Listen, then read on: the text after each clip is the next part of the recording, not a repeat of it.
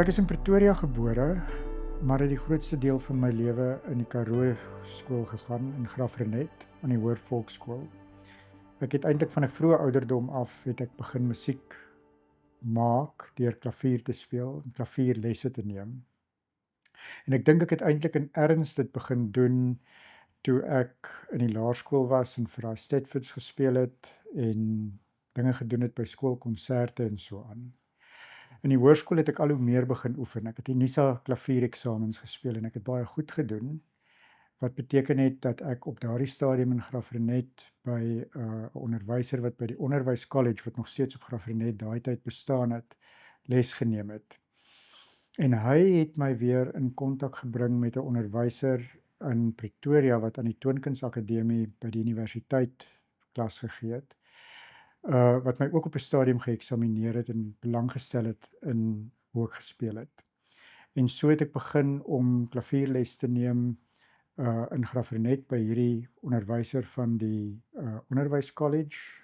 Sy naam was meneer Leon Forshee, en tegelykertyd ook les te neem by 'n skoolonderwyseres, vergeet haar naam, en dan ook by die dosent by Pretoria Universiteit, wat professor Joseph Stanford was. So het dit maar gebeur dat ek met die verloop van tyd al hoe meer klavier geoefen het en goed geraak het. Ek dink altyd dat ek nie as 'n kind besef het dat ek nie 'n regte musikus is nie. Ek het so baie geoefen en ek was goed met wat ek gedoen het, dat ek eintlik 'n goeie klavieruitvoerder geraak het sonder om 'n musikus in murg en been te wees. Ek het nie eintlik die onderskeid geken nie.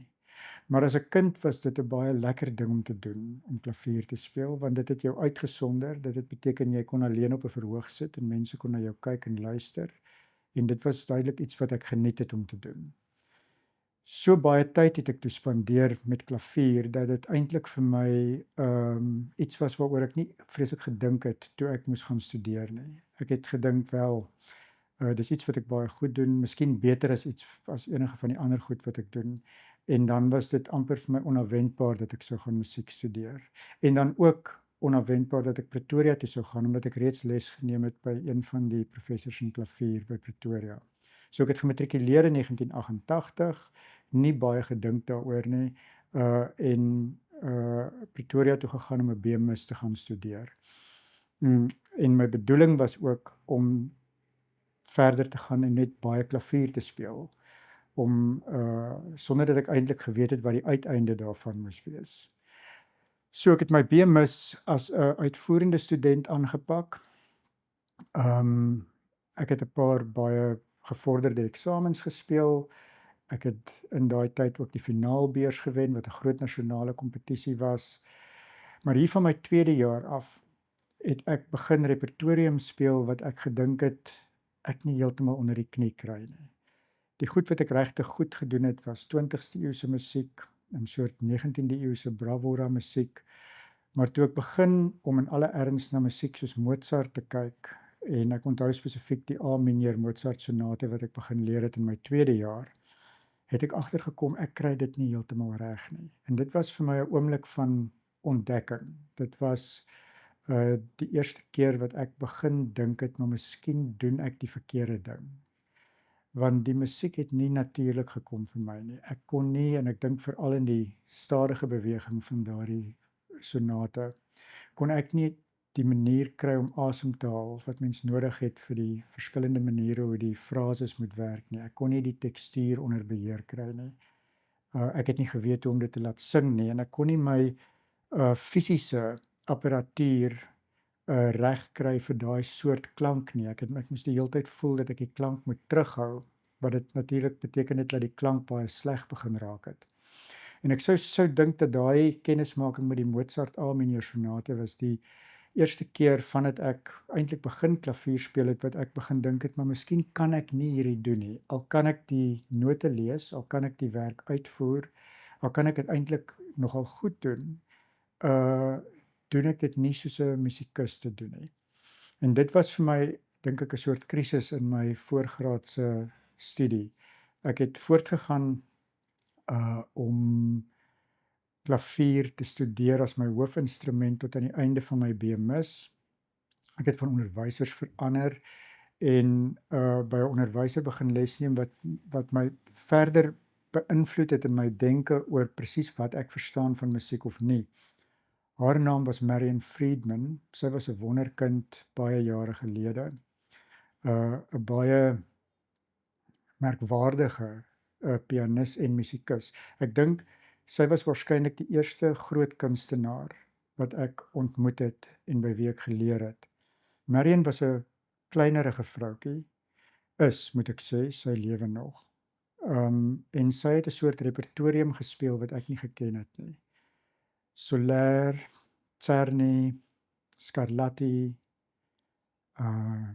vroeë Beethoven, Schubert veral. Dit is literatuur, klavierliteratuur wat nie genadig is as jy nie weet, as jy nie die musiek verstaan nie. Daar's nêrens om weg te kruip daarvoor nie. En Marian het my gedwing om die soort dinge wat ek nie kon doen nie, te doen, om dit te leer doen. So sy het my daai repertorium laat speel, alhoewel ek dit nie besonder goed gedoen het nie. Sy het my ook 'n soort fisiese verhouding met die instrument aangeleer wat ek nie gehad het nie. Die speel van groot 20ste eeuse musiek of bravura musiek beteken dat die liggaam amper in 'n soort antagonistiese verhouding met die instrument staan. En dat die soort hefbome wat jy gebruik iets te doen het met die torso en die elmboë en die skouers. Maar hierdie klein literatuur, as ek dit so kan noem, hierdie miniature van die klavierrepertorium doen nie goed met daai apparatuur nie. Wat jy eintlik nodig het is 'n baie stil en geaktiveerde gewrigskompleks van die skouer af ondertoe en 'n baie groot fokus op die gewrigte van die vingers en die handpalm. Ek het dit aangeleer alhoewel ek dit nie maklik gedoen het nie en ek het uiteindelik my BMus klaargemaak as 'n uitvoerende kunststudent onder Marian se leiding.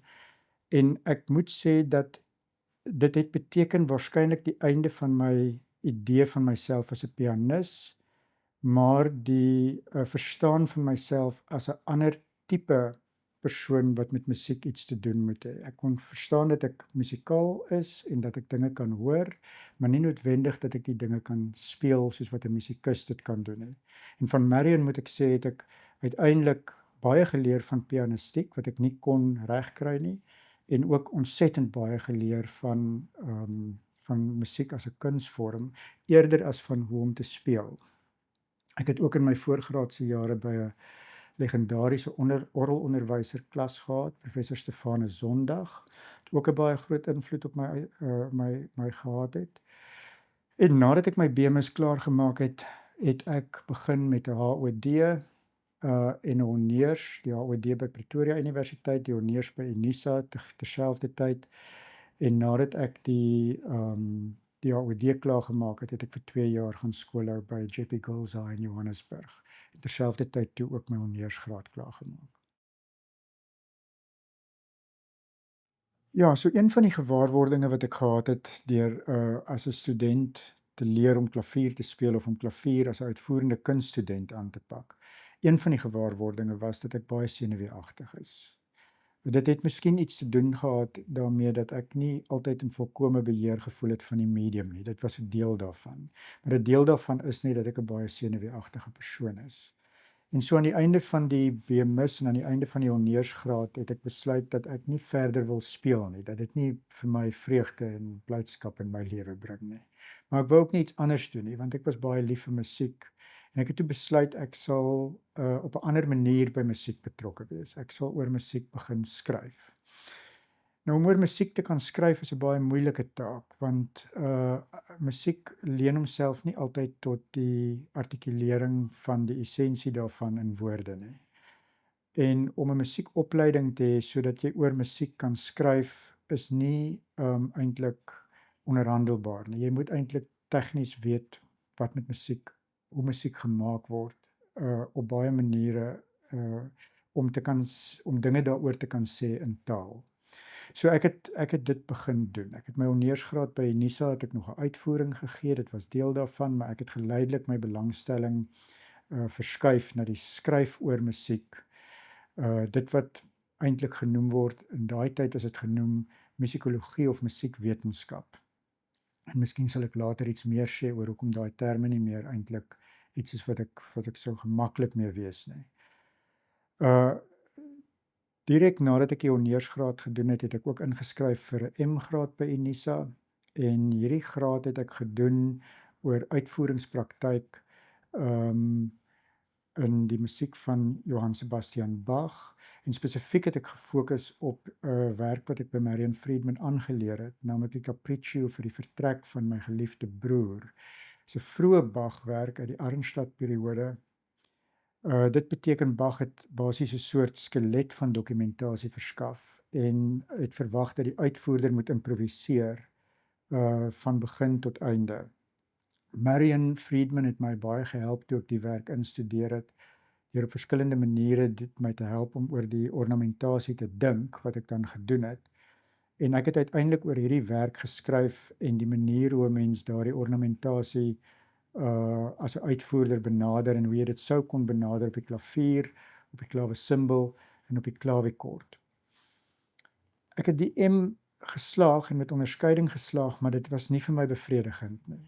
Ek het agtergekom dat die goed wat ek weet wat die moeite werd is om te weet van die studie, het ek by Marian geleer. Ek het dit nie in boeke geleer nie. En dus het dit my eintlik teruggeplaas in die posisie waarin ek was as 'n uitvoerder. Ek het gedink die belangrikste goed wat ek hier skryf, het ek van 'n uitvoerder geleer en nie as 'n musiekwetenskaplike nie. Ek was dus weer eens by 'n soort krisis. Ek het 'n M gedoen, ek het baie goed gedoen daarin, maar ek het nie gevoel ek is eintlik 'n akademikus wat nou gerad is om oor J.S. Bach navorsing te doen nie. Na die afhandeling van my M is ek na Engeland toe. Ek het 'n plek gekry aan die Universiteit van Oxford as 'n student in die musiekfakulteit daar en het toe daar nog 'n M gedoen, wat hulle noem 'n Master of Studies, wat 'n soort kursuswerk magistergraad is waarin 'n mens basiese vakke neem soos historiografie en estetika en seminare oor baie bepaalde onderwerpe bywoon. En ek het ook in daai tydens daai magistergraad 'n tesis geskryf wat dan ook die eerste hoofstuk geraak het van my PhD of DPhil soos dit in Oxford bekend staan. So ek het die plek in Oxford gekry wat baie belangrik was, maar ek het ook befondsing gekry, anders sou ek dit nie kon doen nie. En het met 'n Commonwealth beurs in Oxford studeer. So toe ek die magistergraad klaar gemaak het ek reeds die eerste hoofstuk gehad van my PhD en het ek voortgegaan om te werk aan hierdie PhD onder leiding van professor Roger Parker wat eintlik 'n operakundige is. Nou die Oxford ervaring was 'n baie belangrike ervaring in my lewe. Vir die eerste keer het ek besef dat daar mense is wat oor musiek kan dink en skryf op maniere wat ek herken as wat ek graag sou wou doen. Ek onthou 'n belangrike seminaar wat ek vroeg in my tyd in Oxford bygewoon het, waar ek na die tyd in die koue na die busstop toe gestap het, om die bus te haal huis toe. En ek onthou dat ek gevoel het, ek stap met 'n soort tred, wat ek vir die eerste keer voel ek is goed in my liggaam.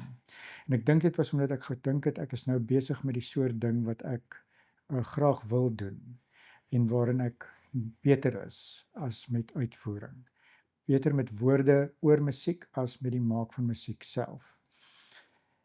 Die ander grensverskuivende oomblik vir my daar was dat ek uitgevind het of dit agtergekom het dat mense in Oxford of in Engeland belangstel in Suid-Afrika op 'n manier wat ons miskien nie in onsself belangstel nie. Daar was 'n fascinasie in Suid-Afrikaanse musiekwetenskap vir 'n baie lang tyd om te skryf oor Europese of westerse musiek. En dit was maar 'n manier, dink ek, vir 'n bevolking wat homself as 'n Europese volk aan die suidpunt van Afrika gesien het, om derentyd Europees te probeer wees, om in 'n soort op 'n diskursiewе manier kontak te behou met 'n Europese erfenis.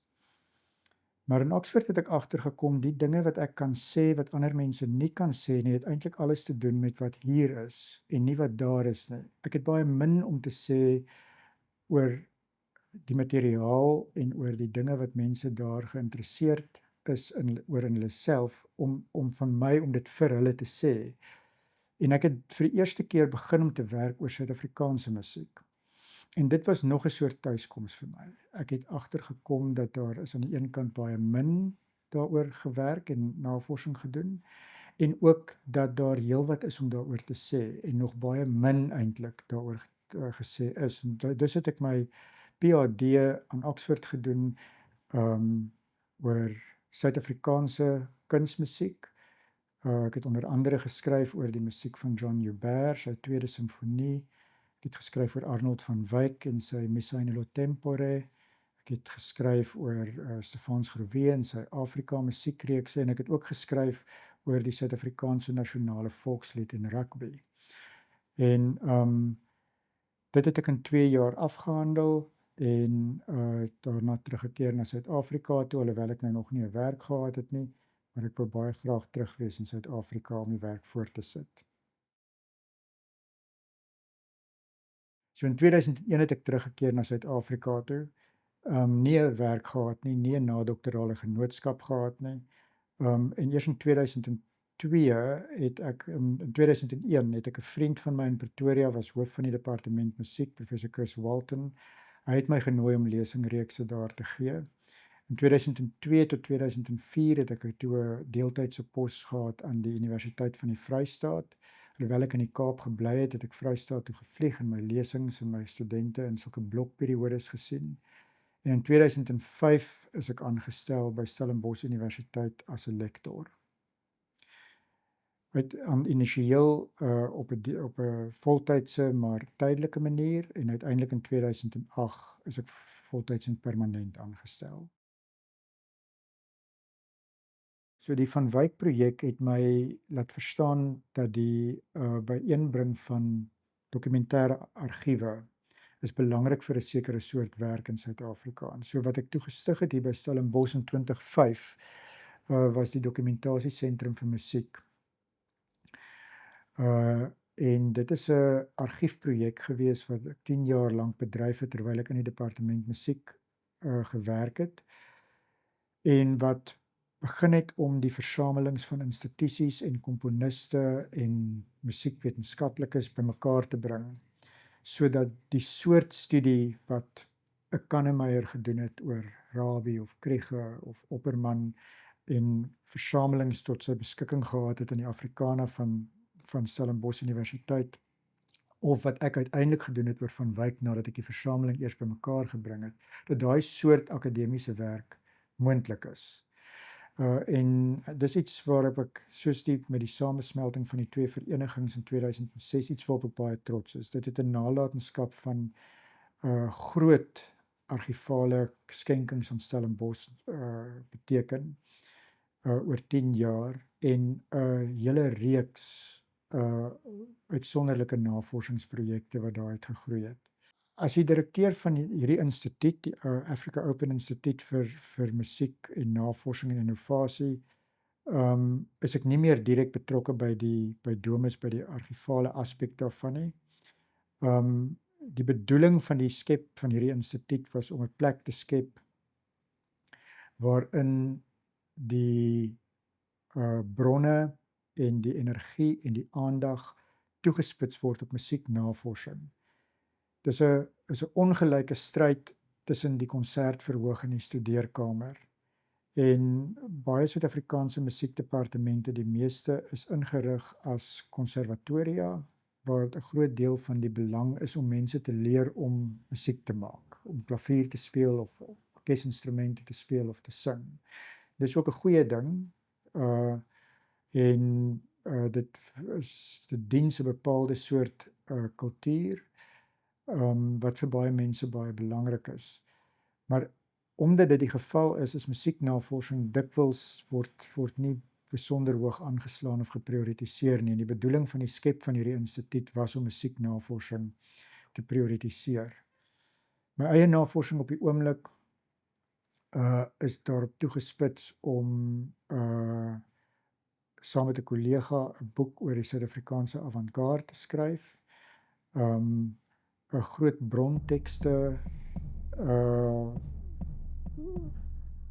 volume saam te stel met skryfwerk in Afrikaans oor musiek van die afgelope 20ste eeu en die begin van die 21ste eeu. Was nog 'n biografiese projek waaroor ek nie te veel wil sê nie. En dan 'n briefwisseling tussen Arnold van Wyk en Howard Ferguson wat ek saam met 'n ander kollega wil uitgee. So daar's heelwat dinge wat my besig hou. Intussen het ek maar nog altyd 'n groot kohort nagraadse studente.